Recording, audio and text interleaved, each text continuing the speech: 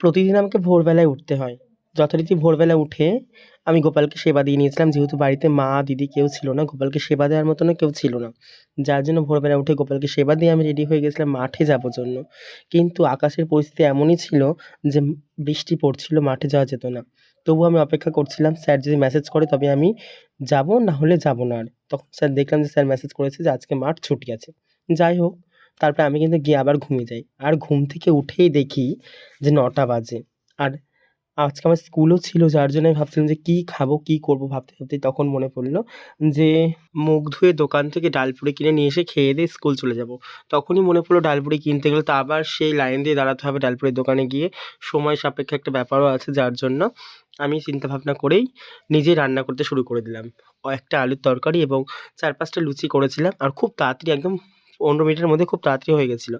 আর আমি খেয়ে দেয়ে একদম স্কুলও বেরোতে পেরেছিলাম। আর এইরকম বৃষ্টি ভেজা সকালে যদি ফুলকো ফুলকো লুচি এবং আলুর তরকারি পাওয়া যায় তাহলে তো সকালটা যেন আরও সুন্দর হয়ে যায়। তারপরেই আমি খেয়ে দেয়ে ঝটপট রেডি হয়ে স্কুল চলে যাই। আমার বাচ্চাগুলোকে দেখো।